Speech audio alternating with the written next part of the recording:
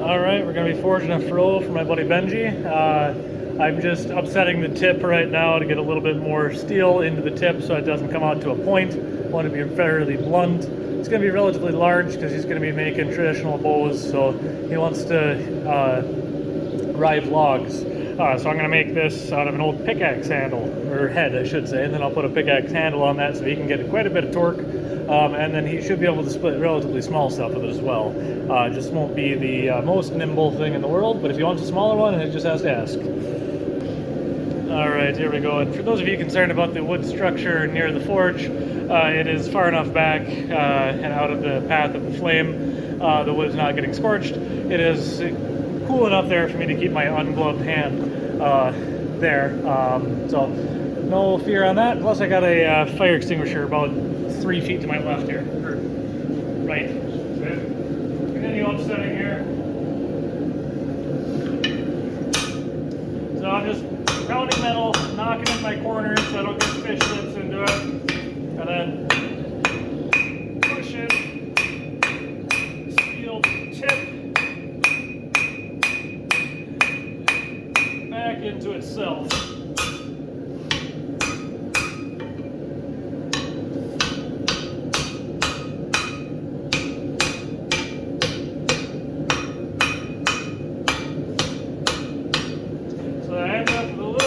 Material towards the tip. You can see expanding there, but I want to bring this material back a little ways, so it's going to have a little bit of a distal taper on this, but I want it to be fairly blunt at the end so I can round over, kind of like a sheep's foot blade.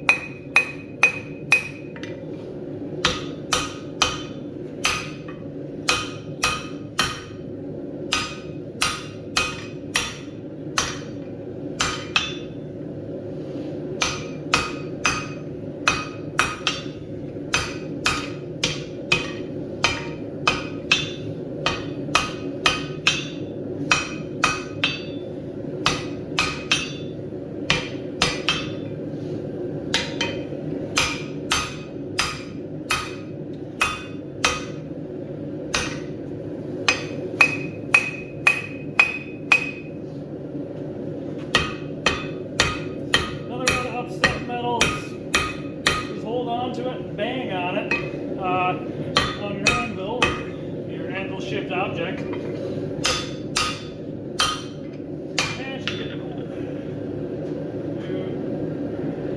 So bring the pickaxe back, so you bring that tip back. That was probably back here. I just pounded that back into the self to give myself some meat. Now I'm going to start drawing it out downwards. So the handle will be going up through here, and he'll hold it here. So it'll be a slip fit down, and then this will be expanded down like that. So when he torques on it, it'll give him some leverage to split the wood.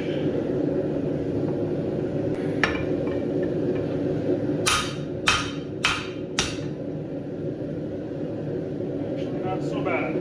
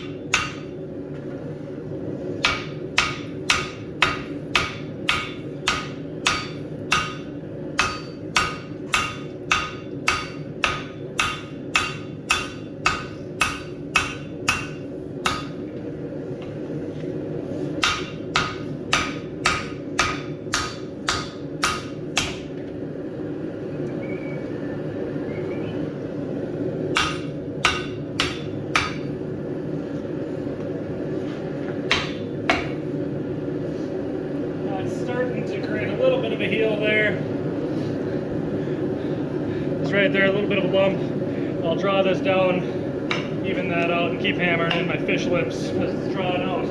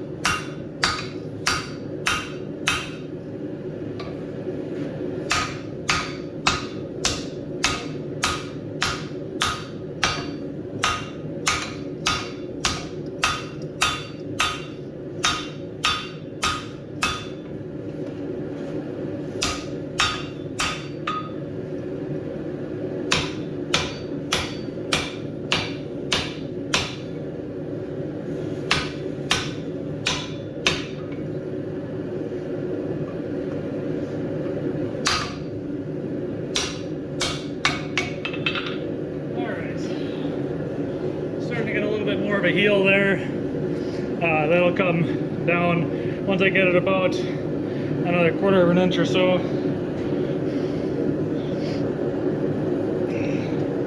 So kind of from there, I'll bring it up probably another 1/4 of an inch. Then I'll kind of bring it down.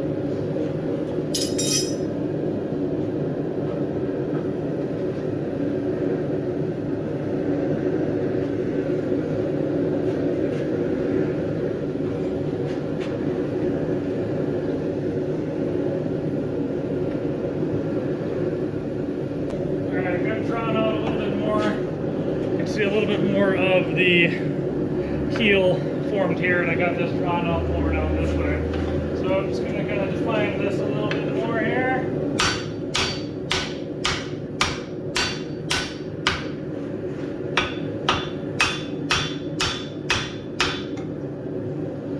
Go through there. We'll keep drawing this out.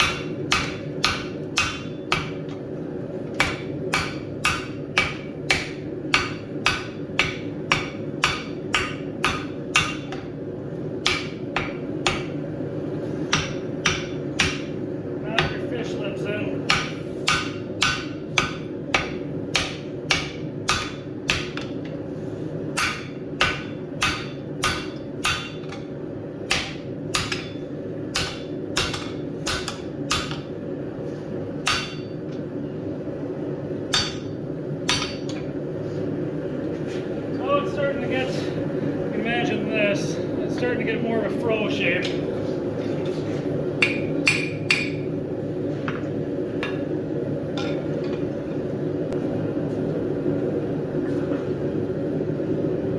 Work this bend a little bit more here.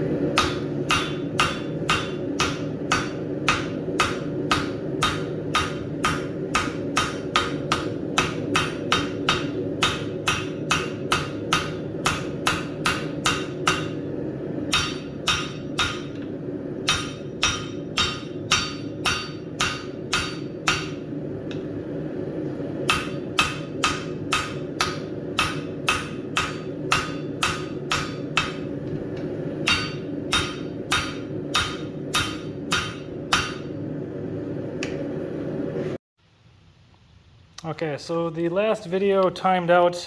My battery got too hot and got down to 15%, but I got the heel established, drew it out and down, and then forged that down. This is quite a bit more froe-like, so it's got a little bit of bend. I'm just going to let this cool down in the forge and cool down inside of the forge that way. So it's going to anneal, or going to normalize, I should say.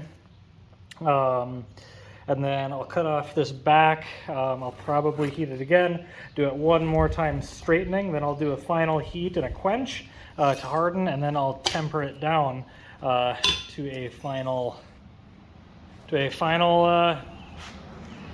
temperature for use. I'll probably temper it down to a golden straw. I need to look online to see what type of metal pickaxes typically are, so I can get an idea for what temperature to temper it down to. Or I could probably just leave it as is. I mean, he's going to be wrenching on it, but it's not. I mean, I left the neck pretty thick through there.